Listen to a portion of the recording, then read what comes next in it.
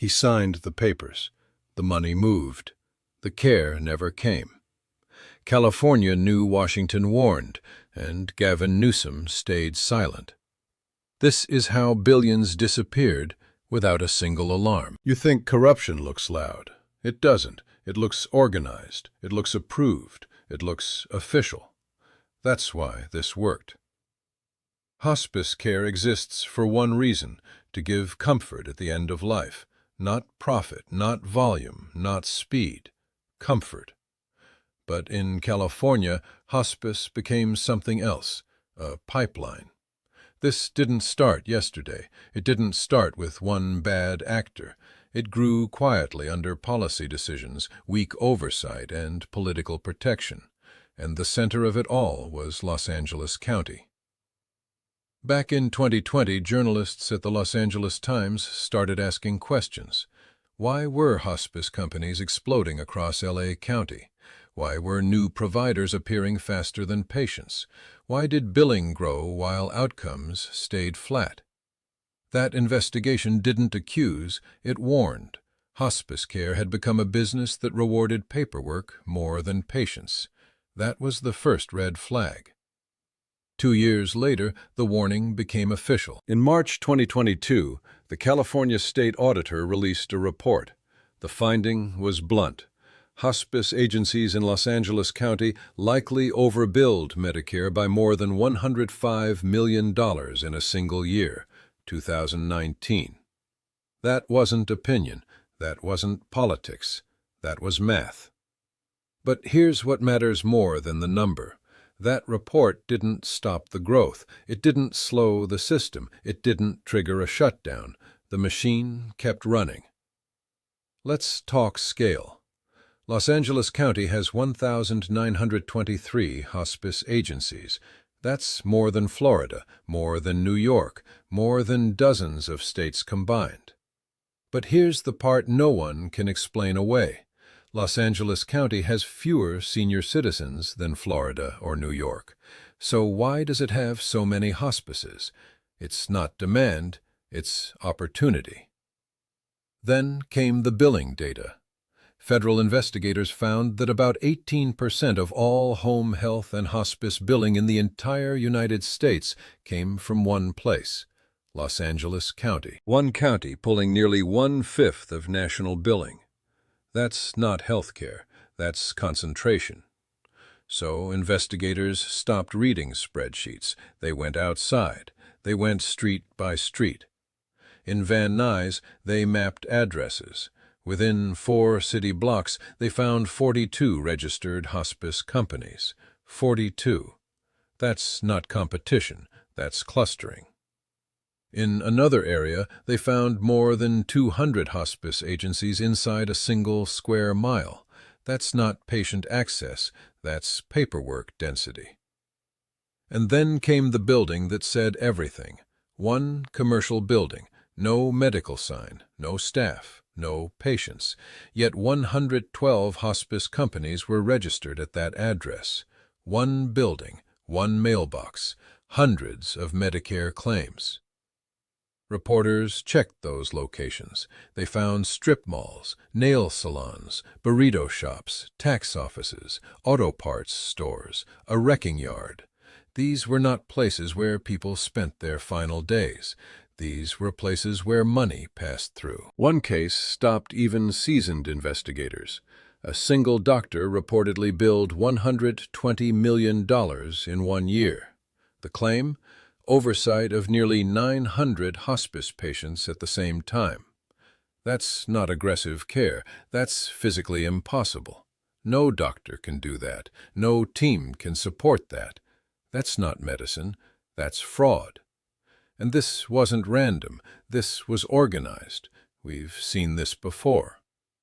Federal prosecutors previously charged Miran Tojanian and 73 associates for running massive Medicare fraud schemes, fake clinics, phantom patients, false claims, hundreds of millions stolen, racketeering, healthcare fraud, money laundering. Those were convictions, not accusations. Investigators say the same playbook shows up again in California. Now, let's talk about the damage that doesn't show up on balance sheets. Patience. When someone signs up for hospice, they give up regular Medicare coverage. They trust the provider with everything: care, medication, coordination. But court records show many people enrolled in these programs were not terminally ill. They weren't dying. They were trapped. No regular Medicare, no real hospice care, just silence. Families waited, calls went unanswered, paperwork said services provided. Reality said otherwise. Legitimate hospice providers couldn't compete. They hired nurses, they followed rules, they delivered care. And they lost funding because the money was already gone. Fraud didn't just steal, it crowded out real care. This is where politics enters the story. Federal oversight finally stepped in publicly. The head of the Centers for Medicare and Medicaid Services, Dr. Mehmet Oz, returned to office and made Los Angeles County a priority. After reviewing data and visiting the area, he said what no one in Sacramento wanted to hear. Los Angeles had become the epicenter of healthcare fraud in America. That statement triggered panic, not reform, panic.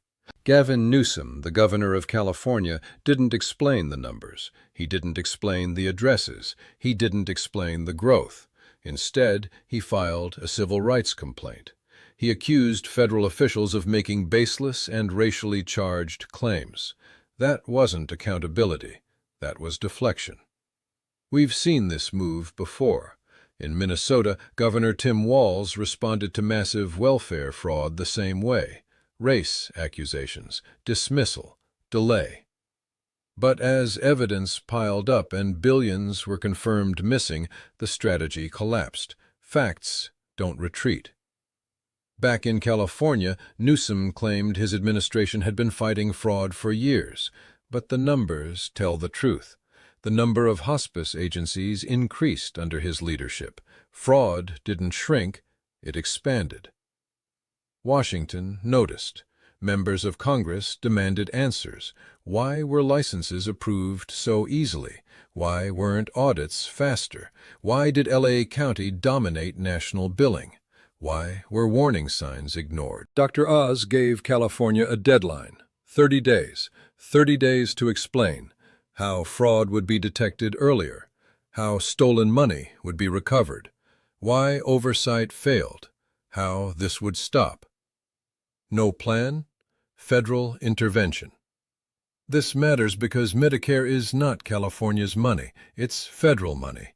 Taxpayers in Ohio, in West Virginia, in New Mexico, people earning far less than Californians. Their dollars funded this system. Their dollars paid these claims. This explains another hard truth. Medicare spending is growing twice as fast as the U.S. economy. That's not aging, that's leakage. If this continues, the outcome is guaranteed. Benefits get cut, eligibility tightens, taxes rise, and seniors pay the price. This is not left versus right. This is accountability versus protection. Fraud survives when names aren't said, so say them. Gavin Newsom oversaw the system where this grew. Tim Walz showed how denial looks elsewhere. Dr. Mehmet Oz forced federal scrutiny. Miran Toyanian showed how organized healthcare fraud works. These are actors, not abstractions. Notice how quiet this all was. No riots, no sirens, just approvals, forms, payments. That's why it lasted. The danger isn't only fraud. The danger is normalization. When billing replaces care, when paperwork replaces patience, when silence replaces leadership. This story is still unfolding. More audits are coming, more records will surface, more names may appear. But one thing is already clear. This didn't happen by accident. It was allowed. The next time someone tells you fraud is rare or too complex to stop, remember this. It wasn't hidden. It was ignored. A signature, a form, a payment. care disappears. That's not healthcare. That's betrayal. I'm Mark. I don't soften facts. I don't protect systems that fail people. If you believe accountability matters, subscribe and stay with me.